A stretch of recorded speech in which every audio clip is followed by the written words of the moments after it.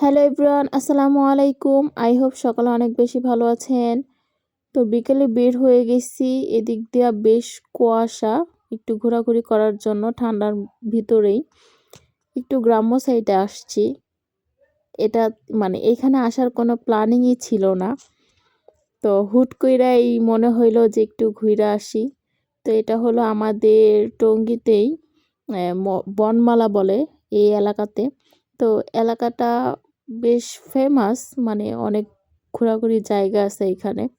তো এই সাইডটাতে আমরা আইসা বসছি, ফুচকা খাবো, দেন চটপটি খাবো, একটু ঘোরাঘুরি করবে এই কারণে। তো এই তো ফুচকা অর্ডার দিয়ে দিছি প্রথমেই।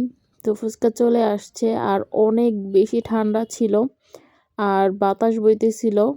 মানে বুঝতেই তো পারতেছেন শীতকালীন যেই আবহাওয়া থাকে। তারপরও ভালো লাগতেছিল। আশেপাশের মানুষরা দেখলাম যে বিভিন্ন ধরনের শাক সবজি ওনারা চাষ করতেছেন। তো ভালোই লাগছে, কয়দিন পরে আসলে এখান থেকে কিনে নেওয়া যাবে। তো আমি ফুচকা পাইলে তো আমার সবকিছু আমি ভুলে যাই, এটা আমার আগে থেকেই অভ্যাস। আর ফুচকাটা অনেক বেশি পছন্দ করি, তো এটাকে নিয়ে একটু শো অফ করতেছিলাম। তারপর আবার চটপটিও নিছি, এটাও একটু খাইলাম, বাট ফুচকাটাই বেশি মজা ছিল।